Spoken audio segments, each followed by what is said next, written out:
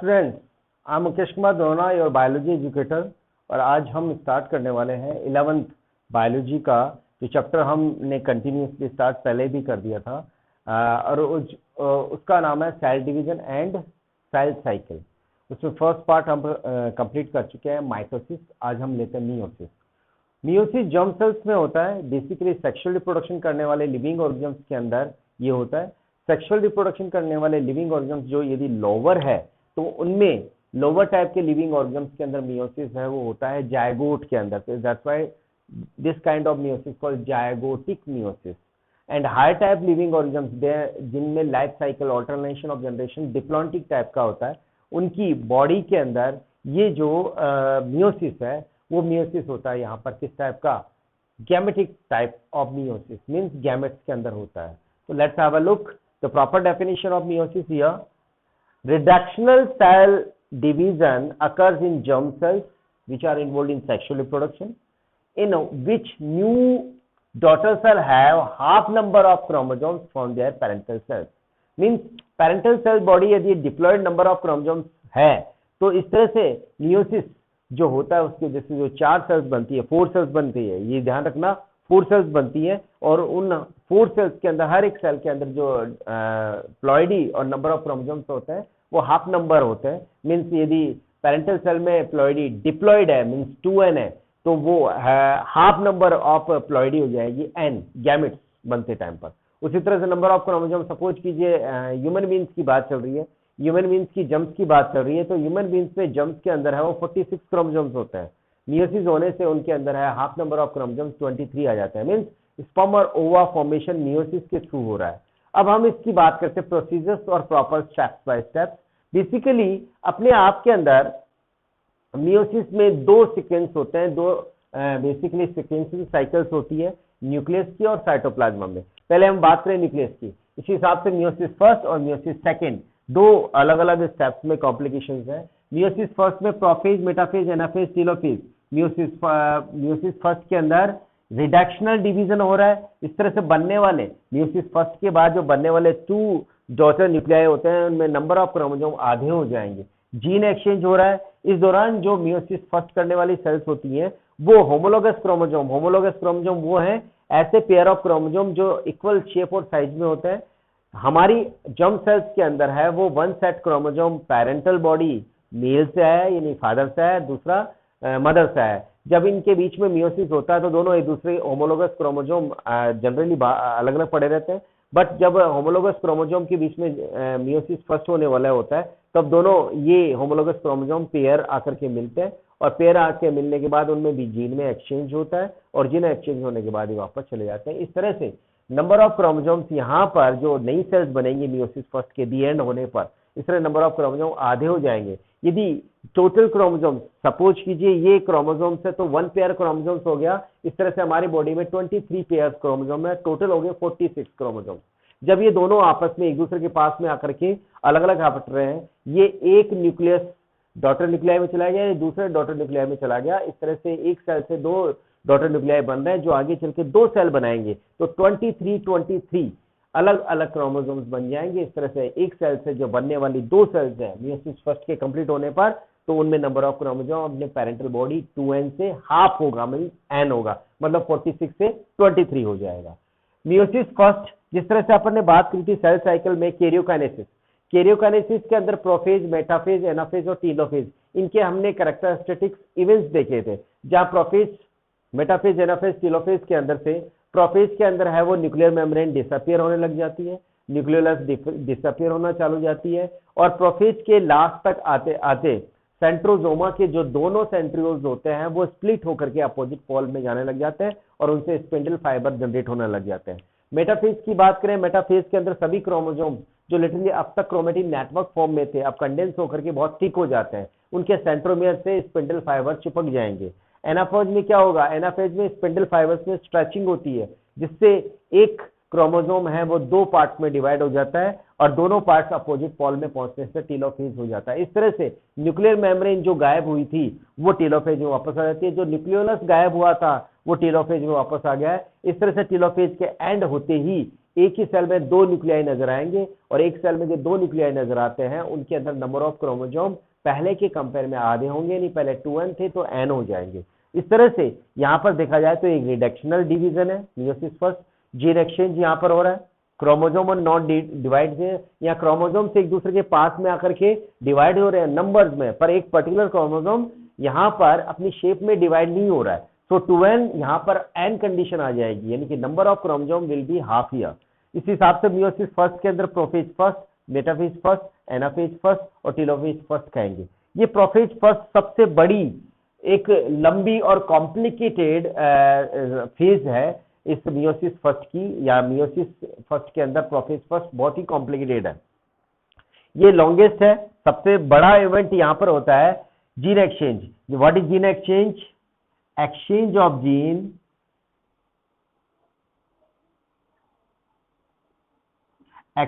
Gene between homologous chromosomes।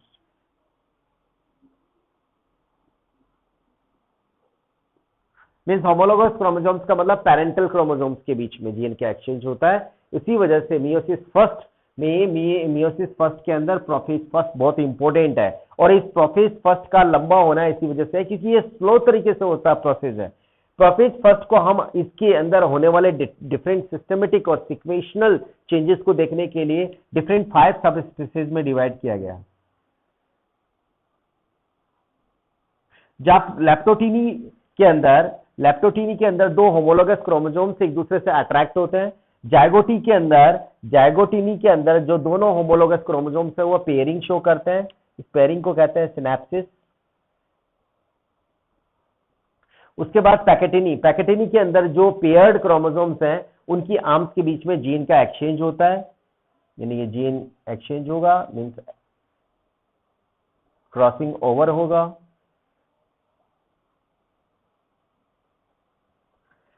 डिप्लोटीनी के अंदर अब इन क्रोमोसोम्स के बीच में अट्रैक्शन खत्म और रिपल्सन चालू हो जाता है, और ये रिपल्सन इनके सेंटर पार्ट से टर्मिनल पार्ट की तरफ बढ़ता है और इस तरह से क्रॉस स्ट्रक्चर बनता है। जो क्रॉस स्ट्रक्चर जहां पर वो क्रॉस स्ट्रक्चर वो पार्ट है इन क्रोमोसोम के पेयरिंग के अंदर जो क्रॉस स्ट्रक्चर्स होता है उसको कहते हैं चियाज़मेटा,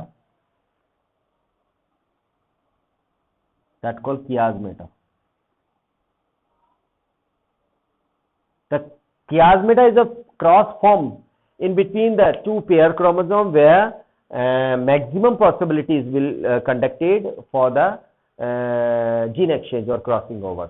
इस तरह से ये सेंटर पार्ट से अब पेयरिंग खत्म हो गई और ये टर्मिनल एंड तक पहुंचती है। इस तरह से टर्मिनल एंड पे लास्ट कॉर्नर पे चिपके रह जाते हैं क्रोमोसोम्स और सडनली ये दूर हट जाते हैं। इस तरह से टर्मिनल एंड तक इस चियाज़मेटा का रीचिंग होना, दैट्स कॉल्ड टर्मिनलाइजेशन।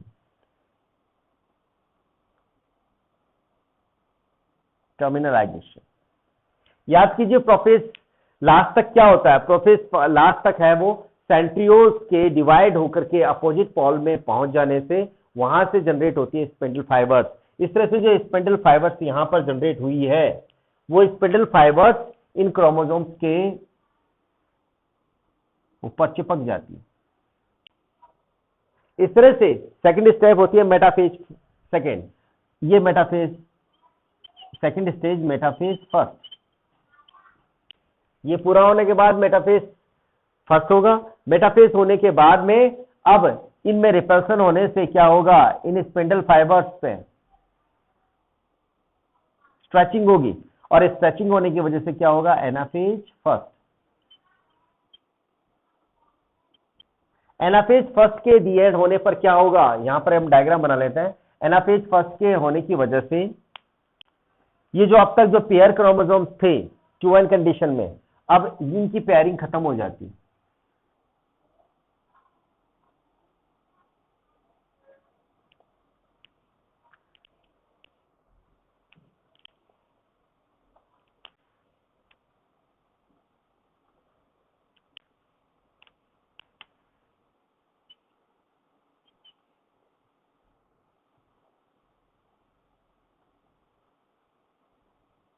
इस तरह इनके बीच में रिपल्सन पैदा करने के लिए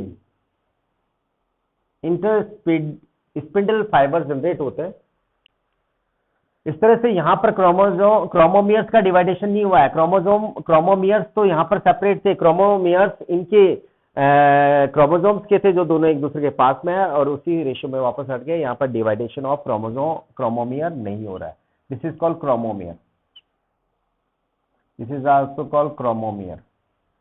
और इस क्रोमोमियर के अंदर अब यहाँ पर क्या हो रहा है, जो स्पिंडल फाइबर्स यहाँ पर अटैच थे उनमें स्ट्रेचिंग होने की वजह से, पुलिंग होने की वजह से ये दोनों ही क्रोमोसोम्स के जो दो अलग अलग ग्रुप बन चुके हैं, ये ग्रुप यहाँ पर 23 ग्रुप हो गए। तो नंबर ऑफ क्रोमोसोम 23 हो जाएंगे, नंबर ऑफ क्रोमोसोम 23 हो जाएंगे। जो डिप्लॉइड का कैसा फॉर्म है, एप्लॉइड फॉर्म। इस तरह से यहां पर नेक्स्ट स्टेप होती है टीलोफेज फर्स्ट।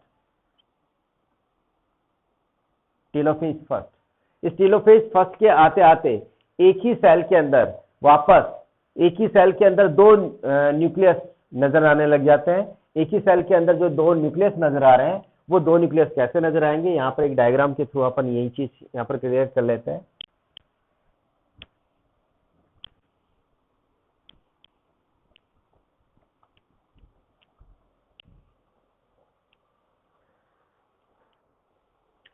यहाँ पर मेटाफेज बनाते हैं फर्स्ट, यहाँ पर एनाफेज फर्स्ट बनाते हैं, ये टीलोफेज फर्स्ट।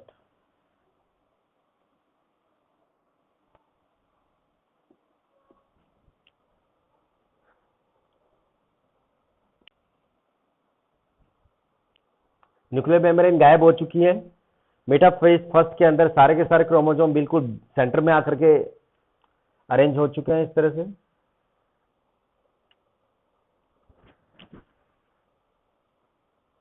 इनमें पेयरिंग हुई थी, एक कॉर्नर फॉर्म में पेयरिंग रह चुकी है। अब इनमें स्पेंडल फाइबर्स जो यहाँ पर चिपक रहे हैं,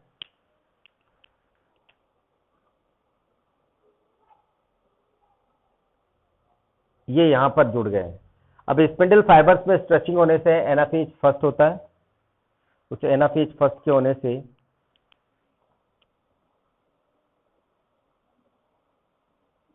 ये क्रोमोसोम डिवाइड हो चुका है।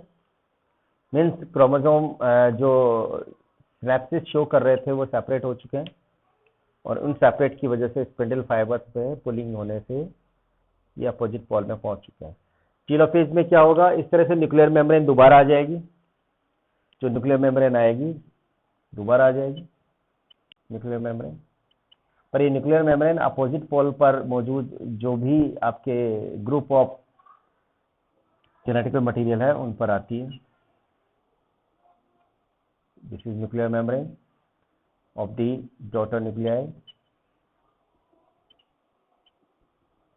न्यूक्लियाई और इस तरह से बन जाते हैं आपके क्रॉसिंग ओवर्ड क्रोमोसोम।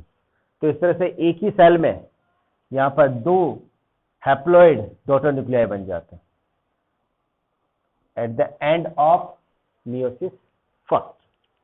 तो एक तरह से मियोसिस फर्स्ट में क्या हो रहा है, मियोसिस फर्स्ट में नंबर ऑफ क्रोमोसोम्स हैं वो आधे हो गए, 2n से n मींस 46 से 23 यदि ह्यूमन बीइंग्स की बात करें। यहाँ पर जीन एक्सचेंज हो रहा है, gene exchange between the homologous chromosomes that will be the responsible for the variations. Chromosome not divide, यहाँ पर क्रोमोसोम डिवाइड नहीं हो रहे, ओनली नंबर डिवाइड हो रहा है क्रोमोसोम्स। इस तरह से ये फॉर्म यहाँ पर जनरली क्रिएट हो रही है। इस तरह से फाइनली यदि हम मियोसिस फर्स्ट के लास्ट में देखें तो मियोसिस फर्स्ट के लास्ट के अंदर यहाँ पर टीलोफेज फर्स्ट जैसे ही कंप्लीट होता है, एक ही सेल में दो डॉटर न्यूक्लियाई बनते हैं और ये डॉटर न्यूक्लियाई है न्यूक्लियर मेम्ब्रेन के आने से यहाँ पर हैप्लॉइड फॉर्म हो जाती है। अब हम बात करें meiosis second to mitosis and it's called equational division, because यहाँ जो दो डॉटर न्यूक्लियाई आगे चल करके मियोसिस सेकंड करने वाले थे उन्होंने हैप्लॉइड से हैप्लॉइड ही बनाया। मींस कैसे, दो होमोलोगस क्रोमोसोम एक दूसरे के पास में पेयर होकर के वापस चले गए, ये हुआ मियोसिस फर्स्ट में। नंबर ऑफ क्रोमोसोम यहाँ पर आधे हो गए 2n to n। अब मियोसिस सेकंड की बात करें, एक क्रोमोसोम यहाँ पर डिवाइड होकर के दो पार्ट्स में डिवाइड हो गया, ये एक पॉल पे ये दूसरे पॉल पे चला गया। इस तरह से दो डॉटर न्यूक्लियाई से हर एक से दो दो बनने से 4 डॉटर न्यूक्लियाई बन गए, 4 डॉटर सेल्स बनेंगे। कैसे बनेंगे? Prophase second, metaphase second, anaphase, telophase second और उसके बाद साइटोकाइनेसिस। ये सीरियल नंबर है। प्रोफेज सेकेंड के अंदर जो भी जीन क्रॉसिंग ओवर्ड क्रोमोसोम्स होते हैं उनसे स्पिंडल फाइबर जुड़ जाता है। उसके साथ में वो एक बीचों बीच एक मेटा प्लेट पे आकर के अरेंज हो जाता है, मेटाफेजिक प्लेट। ये मेटाफेजिक प्लेट इस तरह का अरेंजमेंट है जिसमें हर एक न्यूक्लियर, हर एक क्रोमोसोम्स का सेंट्रोमेर एक लाइनअप में आ जाता है और इस तरह से ये जो चलने वाले यहाँ पर स्पिंडल फाइबर्स हैं वो टोटली अटैच हो जाते हैं सेंट्रोमियर से। डॉटर न्यूक्लियाई के सेंट्रोमियर से अटैचिंग होने के बाद इनमें स्ट्रेचिंग होती है। स्ट्रेचिंग होने से ये जो डॉटर न्यूक्लियाई है वो टूट करके आधे आधे हिस्सों में डिवाइड हो जाते हैं। जैसे एक क्रोमोसोम में ट्रांसफॉर्म क्रोमोसोम है, इस ट्रांसफॉर्म क्रोमोसोम्स का आप ऐसे देख सकते हैं, ये इस तरह से। यहाँ पर ये क्रॉसिंग ओवर्ड क्रोमोसोम है जो मियोसिस फर्स्ट का रिजल्ट है। अब मियोसिस सेकंड के अंदर ये वाला हिस्सा अलग अलग हो जाएगा, तो ये यहाँ पर इस स्पिंडल फाइबर्स में स्ट्रेचिंग होने से एक जो ग्रुप था वो 2 ग्रुप में डिवाइड हो जाएगा न्यूक्लियर मेम्ब्रेन के वापस होने से। एनाफेज सेकंड और टेलोफेज सेकंड होने से 4 डॉटर न्यूक्लियाई बन जाएंगे और 4 डॉटर न्यूक्लियाई के अंदर हैप्लॉइड नंबर ऑफ क्रोमोसोम्स होंगे। साइटोकाइनेसिस होने के बाद उनमें न्यूक्लियर मेम्ब्रेन दोबारा आ जाएगी। तो इस तरह से एक ही सेल से आप 4 डॉटर सेल्स फॉर्म करेंगे, हैप्लॉइड सेल्स होंगी, नंबर ऑफ क्रोमोसोम्स आधे हो जाते हैं। सो this is all about meiosis. Meiosis का यदि हम सिग्निफिकेंस की बात करें तो सिग्निफिकेंस क्या है वो अपन देख लेते हैं। यहाँ पर सिग्निफिकेंस में सबसे पहला सिग्निफिकेंस देखें, this is called reduction and division to maintain the number of chromosomes, to maintain the number of chromosomes. हर एक लिविंग ऑर्गेनिज्म्स में एक फिक्स नंबर ऑफ क्रोमोसोम्स होता है। ये मियोसिस एक तरीका जिसके थ्रू रिडक्शनल डिवीजन के थ्रू ऑल ओवर ली एक बार यदि नंबर ऑफ क्रोमोसोम डबल भी हो जाए तो इस मियोसिस के थ्रू उसको हर बार आधा कर दिया जाता है, हर बार इक्वल हो जाता है। हर बार इक्वल होने का मतलब मेंटेन रहता है। इस तरह से मियोसिस होने से आप नंबर ऑफ क्रोमोसोम और गैमेट्स के फ्यूज होने पर वापस डिप्लॉयड क्रोमोसोम, इस तरह का कंडीशन हमेशा बना रहता है। सेकंड नंबर जीन एक्सचेंज होता है। जीन एक्सचेंज एक प्रोसेस है जो होमोलोगस क्रोमोसोम्स के बीच में होता है और होमोलोगस क्रोमोसोम्स के बीच में होने से क्रॉसिंग ओवर रिकॉम्बिनेशन होता है, वेरिएशंस बढ़ती हैं और वेरिएशंस बढ़ने से एक स्पीसीज का डेवलपमेंट एक न्यू स्पीसीज की फॉर्म में होता है। इस तरह से बनने वाले लिविंग ऑर्गेनिज्म्स जो भी होते हैं वो और ज्यादा एग्जिस्टेंसेबल होते हैं और उनका डेवलपमेंट और इवोल्यूशन भी होता है। Third number, this is the way of sexual reproduction. जितने भी सेक्सुअल रिप्रोडक्शन लिविंग ऑर्गेनिज्म्स करते हैं उनके अंदर मियोसिस एक स्पेसिफिक टाइप का सेल डिवीजन है। So this is all about mitosis and then after meiosis we have a complete meiosis. New chapter new session के साथ नए आएंगे वापस से। Till then take care, bye bye, thank you very much.